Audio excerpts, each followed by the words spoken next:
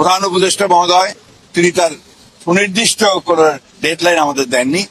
আমরা একেবারেই সন্তুষ্ট নই, আমরা পরিষ্কার করেই বলেছি।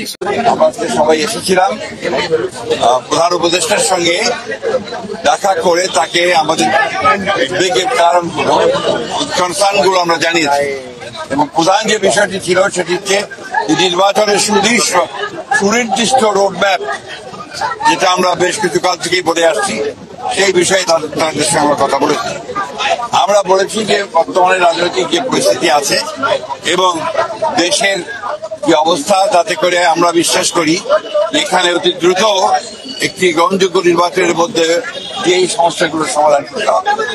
একই সঙ্গে চলমান যে সংস্কার কমিশনগুলো করা হয়েছে, উদ্যোগ নেওয়া হয়েছে সরকারের পক্ষ থেকে, আপনারা জানেন যে আমরা সেগুলোতে সম্পূর্ণভাবে সহযোগিতা করছি এবং গত কয়েকদিন আগে আমাদের সেই সংস্কারের যে আমাদের মতামতগুলো আমরা দিয়েছি এবং আগামীকাল সম্ভবত আমাদের সঙ্গে বৈঠক আছে। আমরা খুব স্পষ্ট করে বলেছি যে যে বিষয়গুলোতে ঐক্যমত হবে সব দলগুলোর, সংসদ দলগুলোর, সেগুলো নিয়ে আমরা একটা চার্টার করতে রাজি আছি আপনারা, এবং তারপরে সেটার উপর ভিত্তি করে আমরা বাকি নির্বাচনের দিকে চলে যেতে পারি এবং বাকি সংস্কার যেগুলো আমরা ঐক্যমত হব, একমত হব, সেটা আমরা অবশ্যই আমাদের রাজনৈতিক দলগুলো যারা নির্বাচিত হয়ে আসবেন তারা সেগুলোকে বাস্তবায়িত করার ব্যবস্থা নেবেন। এটাই ছিল আমাদের মানে কথার মূল কথা।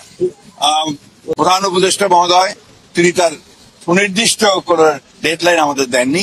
তিনি বলেছেন যে ডিসেম্বর থেকে জুনের মধ্যে তিনি নির্বাচন শেষ করতে চান। এই কথা তিনি আজকে আবার বলেছেন। আমরা একেবারেই সন্তুষ্ট নই, আমরা পরিষ্কার করেই বলেছি যে আমরা ডিসেম্বরের যে কাট আউট টাইম, ডিসেম্বরের মধ্যে নির্বাচন যদি না হয় তাহলে দেশে যে রাজনৈতিক পরিস্থিতি, অর্থনৈতিক পরিস্থিতি এবং সামাজিক পরিস্থিতি সেটা আরো খারাপের দিকে যাবে, সেটা তখন নিয়ন্ত্রণ করা বেশ কঠিন হবে।